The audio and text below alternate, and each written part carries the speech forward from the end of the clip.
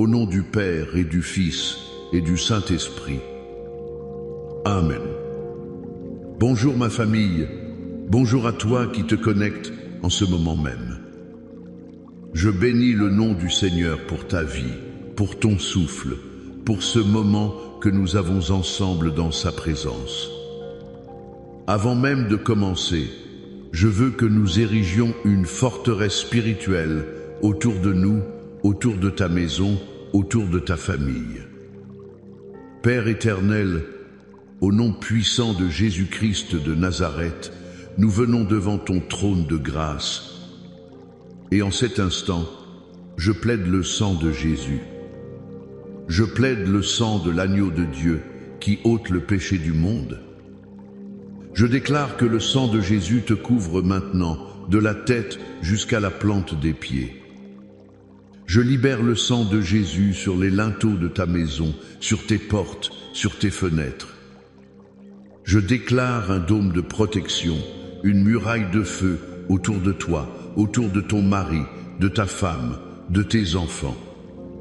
Que toute flèche enflammée de l'ennemi, toute parole de malédiction, tout plan des ténèbres envoyé contre ta vie soit maintenant brisé, annulé, rendu sans effet par la puissance qui est dans le sang de Jésus. Nous déclarons que l'atmosphère de ta maison est nettoyée, purifiée par le sang de l'agneau. Et maintenant, Saint-Esprit, nous t'invitons. Viens, Esprit de Dieu. Prends le contrôle de cet instant. Tu n'es pas un invité, tu es l'hôte d'honneur. Révèle-nous le cœur du Père. Parli a nos queus, transforme nos vies. Viens consoler celui qui est abattu, viens relever celui qui est tombé. Je sais qu'en ce moment même, plusieurs d'entre vous se connectent avec un cœur lourd, une âme fatiguée, un esprit accablé par le poids de l'inquiétude et de la peur. Tu as l'impression de porter le monde sur tes épaules. La parole de Dieu nous dit dans 2 Timothée, chapitre 1, verset 7, « Car ce n'est pas un esprit de timidité que Dieu nous a donné, mais un esprit de force, d'amour et de sagesse. » En cet instant, au nom de Jésus, je prends autorité sur tout esprit de peur, tout esprit d'angoisse, tout esprit de tourment qui a été envoyé contre ton âme pour te paralyser et te voler ton repos. Et je te commande, lâche cet enfant de Dieu maintenant, au nom de Jésus. Je déclare que les chaînes de l'anxiété se brisent. Je déclare que le joug de l'oppression est détruit. Et je libère sur toi l'esprit de force, l'esprit d'amour et l'esprit de sagesse divine. Reçois la paix de Dieu qui surpasse toute intelligence. Reçois la maintenant. Avant que nous plongions dans la parole, ma famille prophétique, je veux te demander de faire 3 choses très rapidement. Premièrement, si ce n'est pas déjà fait, abonne-toi à cette chaîne pour ne manquer aucun de nos temps de prière et d'enseignement. Deuxièmement, clique sur le bouton « J'aime » car cela nous aide à répandre cet évangile de paix plus loin. Et troisièmement, deviens un messager de repos aujourd'hui. Partage cette vidéo maintenant avec 7 personnes. 7 est le chiffre de la perfection divine. 7 personnes dans tes contacts qui ont besoin d'entendre que Dieu veut leur donner le repos de l'âme. Et je te fais une promesse. Reste jusqu'à la toute fin de cette session, car à la fin, je vais prendre un temps de prière spécifique et puissant pour briser les chaînes de l'insomnie, de l'angoisse nocturne et de tout ce qui vole tes nuits. Dieu veut te rendre tes nuits de paix. Alors reste avec moi. Le thème que le Seigneur a mis sur mon cœur aujourd'hui est une déclaration prophétique que je veux que tu fasses tienne. Je déclare le repos de mon âme sous l'ombre du Tout-Puissant. C'est une déclaration tirée de la puissance du psaume 91. Nous allons lire ce psaume dans son intégralité plus tard, mais je veux d'abord que nous déballions le trésor qui se trouve dans les premiers versets. Le psaume 91, versets 1 et 2, dit ceci: « Celui qui demeure sous l'abri du Très-Haut repose à l'ombre du Tout-Puissant. Je dis à l'Éternel, mon refuge et ma forteresse, mon Dieu en qui je me confie. » Il y a deux clés fondamentales dans ces versets pour accéder au repos divin.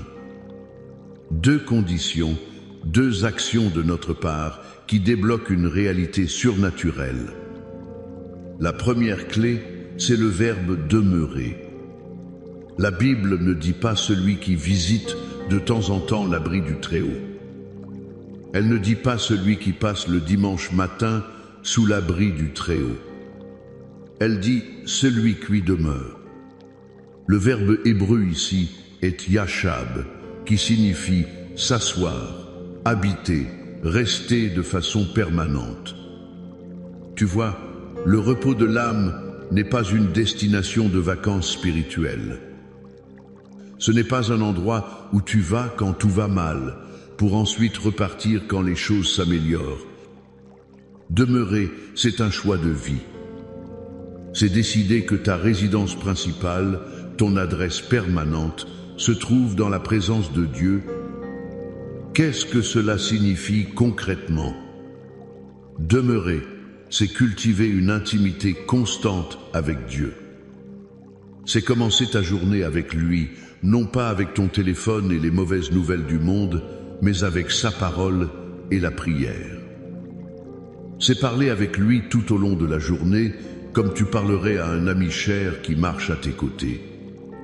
C'est faire de sa présence le lieu où tu prends tes décisions, où tu traites tes émotions, où tu trouves ta validation. Beaucoup de chrétiens souffrent d'un épuisement spirituel et émotionnel parce qu'ils vivent à l'extérieur de l'abri. Ils essaient de combattre les lions et les serpents de la vie avec leur propre force, puis ils courent vers l'abri de Dieu seulement quand ils sont déjà blessés et à bout de souffle. Mais Dieu t'appelle aujourd'hui à changer d'adresse. Il t'appelle à emménager dans sa présence. Je me souviens d'une sœur dans l'église, appelons-la Sarah. Sarah était une femme de foi, mais elle était constamment rongée par l'anxiété. L'anxiété pour ses enfants, l'anxiété pour ses finances, l'anxiété pour sa santé. Chaque jour était une nouvelle montagne de soucis. Elle priait, oh oui, elle priait. Mais ses prières étaient comme des appels d'urgence à un service de dépannage divin. Un jour, dans la prière, le Seigneur lui a dit doucement, « Sarah, arrête de me visiter et commence à habiter avec moi. » Cette parole a tout changé. Elle a commencé à se lever 30 minutes plus tôt chaque matin, non pas pour présenter à Dieu sa liste de problèmes, mais simplement pour demeurer. Pour s'asseoir en silence, lire un psaume, adorer doucement et juste être avec lui. Elle a commencé à transformer ses trajets en voiture en temps de communion. Les circonstances extérieures n'ont pas changé du jour au lendemain, mais Sarah, elle, a changé. Une paix profonde, un repos qu'elle n'avait jamais connu, a commencé à remplir son âme. Pourquoi ? Parce qu'elle avait cessé d'être une touriste dans le royaume de Dieu pour en devenir une résidente permanente. Toi aussi, aujourd'hui, le Seigneur t'appelle à faire ce choix. Le choix de demeurer. Dis avec moi, où que tu sois, Seigneur, je choisis de demeurer sous ton abri. La deuxième clé, qui est la conséquence directe de la première, c'est reposer à l'ombre du Tout-Puissant. L'ombre n'existe que dans la proximité. Pour être dans l'ombre de quelqu'un ou de quelque chose, tu dois être juste à côté. Tu ne peux pas être à l'ombre d'un arbre si tu te tiens à 100 mètres de lui en plein soleil. Le repos n'est pas quelque chose que Dieu t'envoie de loin. Le repos est une atmosphère que tu expérimentes lorsque tu te tiens près de lui. Quand tu demeures sous son abri, tu te places automatiquement à son ombre. Et quelle est cette ombre? Ce n'est pas une ombre de ténèbres ou de tristesse. C'est l'ombre de sa protection, de sa puissance, de sa majesté. Pense à un petit poussin sous l'aile de sa mère. Il est complètement couvert, invisible aux prédateurs, protégé des éléments. C'est l'image de l'ombre du Tout-Puissant. Quand tu es dans son ombre, l'ennemi ne peut pas t'atteindre. Les flèches de l'accusation, les lances de la peur, les tempêtes de l'angoisse ne peuvent pas te toucher, car tu es couvert par le Tout-Puissant, El Shaddai, le Dieu plus que suffisant. La taille de l'ombre est proportionnelle à la taille de l'objet qui la projette. Ton anxiété peut te sembler être une montagne, mais la montagne de la présence de Dieu est infiniment plus grande. Et son ombre engloutit toutes les ombres de tes problèmes. Le repos ne signifie pas l'absence de tempête. Jésus dormait dans la barque pendant que la tempête faisait rage. Son repos ne dépendait pas de la météo, mais de sa connexion avec le Père. C'est ce repos que Dieu veut te donner. Un repos qui n'est pas conditionné par ton compte en banque, par le rapport du médecin ou par le comportement de tes enfants. Un repos qui est ancré dans une seule et unique vérité. Tu es à l'ombre du Tout-Puissant et là, rien ni personne ne peut te nuire. Tu es en sécurité. Tu es protégé. Tu es aimé. C'est dans cette proximité que les mensonges de l'ennemi perdent leur pouvoir. Quand tu es près du Père, tu entends sa voix de vérité plus fort que les voix de la peur. Quand tu es dans son ombre, tu sens sa chaleur et sa paix, et le froid de l'abandon et de la solitude ne peut pas t'atteindre. Alors, je te le demande aujourd'hui, où te tiens-tu? Te tiens-tu au milieu du champ de bataille, essayant de te battre seul, exposé à tous les vents? Ou as-tu fait le choix de te rapprocher, si près de ton Dieu que tu te retrouves enveloppé dans son ombre protectrice? Aujourd'hui est un jour de décision. Choisis de demeurer. Choisis la proximité. Car c'est là, et seulement là, que se trouve le véritable repos de ton âme. Maintenant, je veux que nous prenions un moment. Je veux lire sur ta vie, sur ta maison, sur ta famille, l'intégralité du psaume 91. Ne l'écoute pas seulement comme un beau poème. Reçois chaque mot comme une promesse divine, un contrat signé par le sang de Jésus, une arme puissante pour ton esprit. Ouvre ton cœur et reçois cette parole. Celui qui demeure sous l'abri du Très-Haut repose à l'ombre du Tout-Puissant. Je dis à l'Éternel, mon refuge et ma forteresse, mon Dieu en qui je me confie. Car c'est lui qui te délivre du filet de l'oiseleur, de la peste et de ses ravages. Il te couvrira de ses plumes et tu trouveras un refuge sous ses ailes. Sa fidélité est un bouclier et une cuirasse. Tu ne craindras ni les terreurs de la nuit, ni la flèche qui vole de jour, ni la peste qui marche dans les ténèbres, ni la contagion qui frappe en plein midi. Que 1000 tombent à ton côté et 10 000 à ta droite, tu ne seras pas atteint. De tes yeux seulement tu regarderas et tu verras la rétribution des méchants. Car tu es mon refuge, ô Éternel. Tu fais du Très-Haut ta retraite. Aucun malheur ne t'arrivera, aucun fléau n'approchera de ta tente, car il ordonnera à ses anges de te garder dans toutes tes voies. Ils te porteront sur les mains, de peur que ton pied ne heurte contre une pierre. Tu marcheras sur le lion et sur l'aspic, tu fouleras le lionceau et le dragon. Puisqu'il m'aime, je le délivrerai, je le protégerai, puisqu'il connaît mon nom. Il m'invoquera et je lui répondrai. Je serai avec lui dans la détresse, je le délivrerai et je le glorifierai. Je le rassasierai de longs jours et je lui ferai voir mon salut. Amen. Alléluia. Reçois cette parole pour toi aujourd'hui. C'est ta portion. Maintenant, inclinons nos cœurs dans la prière. Ferme tes yeux là où tu es et élève tes mains en signe de réception. Père céleste, au nom de Jésus, nous venons devant toi avec des cœurs ouverts. Nous te remercions pour ta parole qui est une lampe à nos pieds et une lumière sur notre sentier. Seigneur, tu as vu les cœurs fatigués, les âmes chargées, les esprits tourmentés. Tu as vu nos tentatives de nous battre par nos propres forces et notre épuisement. Aujourd'hui, nous répondons à ton appel. Père, je prie pour chaque personne qui écoute ma voix. Donne-nous la grâce, la discipline et le désir de demeurer. Apprends-nous à ne plus être des visiteurs, mais des habitants de ta présence.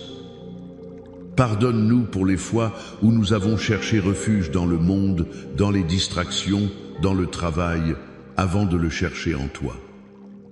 Aujourd'hui, nous faisons de toi notre abri, notre refuge, notre forteresse. Nous choisissons de nous tenir si près de toi que nous sommes complètement enveloppés par l'ombre de ta gloire. Et maintenant, comme je l'ai promis, je veux prier spécifiquement pour toi qui luttes avec le sommeil, avec l'angoisse, avec les attaques nocturnes. Au nom qui est au-dessus de tout autre nom, le nom de Jésus-Christ, je prends autorité sur tout esprit d'insomnie, tout esprit de peur, tout esprit de tourment, tout cauchemar, toute terreur nocturne. Je vous lie, esprit des ténèbres, et je vous ordonne de quitter l'esprit, l'âme et le corps de cet enfant de Dieu. Je décrète et je déclare que la nuit n'est plus un lieu de tourment pour toi, mais un lieu de repos et de restauration divine. Je libère les anges du Seigneur, comme le dit le psaume 91, pour qu'ils campent autour de ton lit et te gardent. Je déclare sur toi les paroles de Proverbe 3,24. Si tu te couches, tu seras sans crainte, et quand tu seras couché, ton sommeil sera doux. Reçois un sommeil doux, profond et réparateur, cette nuit et toutes les nuits qui suivent, au nom de Jésus. Père, je veux maintenant étendre ma prière. Je prie pour la restauration des familles. Là où il y a de la division, des conflits, des blessures dans les mariages, je libère ton baume de guérison. Restaure la communication, restaure l'intimité, restaure l'amour. Pour chaque parent qui pleure pour un enfant rebelle, je déclare que cet enfant est un héritage de l'Éternel. Je le ramène par la prière sur le chemin de la destinée, au nom de Jésus. Que ton amour de Père brise les chaînes de l'addiction, de la mauvaise compagnie et de la rébellion. Je prie pour une percée financière. Au nom de Jésus, je brise tout esprit de pauvreté, de manque, de dette. Je déclare que tu n'es pas la queue, mais la tête. J'ouvre des portes d'opportunité, de faveur, de promotion que nul ne peut fermer. Je décrète que tes finances ne seront plus une source d'anxiété, mais un instrument pour la gloire de Dieu et une bénédiction pour les autres. Je prie pour la guérison divine. Pour chaque personne qui lutte contre une maladie, un diagnostic médical négatif, une douleur chronique. Par les meurtrissures de Jésus, nous avons été guéris. Je commande à tout esprit d'infirmité, à tout cancer, à tout diabète, à toute douleur, de quitter ton corps maintenant au nom de Jésus. Je déclare la vie et la santé de la tête aux pieds. Sois guéri, sois restauré, sois renouvelé dans la force de l'Éternel. Enfin, je déclare la victoire totale dans ta guerre spirituelle. Toute arme forgée contre toi est maintenant sans effet. Toute parole prononcée contre ta destinée est annulée. Tu es plus que vainqueur par celui qui t'a aimé. Tu marcheras sur le lion et sur la spique, car Dieu lui-même combat pour toi. Hesoi si hepus. Reçois cette paix. Reçois cette victoire. Et maintenant, reçois cette bénédiction finale sur ta semaine. Que l'Éternel te bénisse et qu'il te garde. Que l'Éternel fasse luire sa face sur toi et qu'il t'accorde sa grâce. Que l'Éternel tourne sa face vers toi et qu'il te donne la paix. La paix dans ton esprit, la paix dans ta maison, la paix dans ton travail, la paix dans tes relations. Au nom du Père, du Fils et du Saint-Esprit. Amen et Amen. Sois béni, famille. Marche dans le repos du Tout-Puissant. À très bientôt.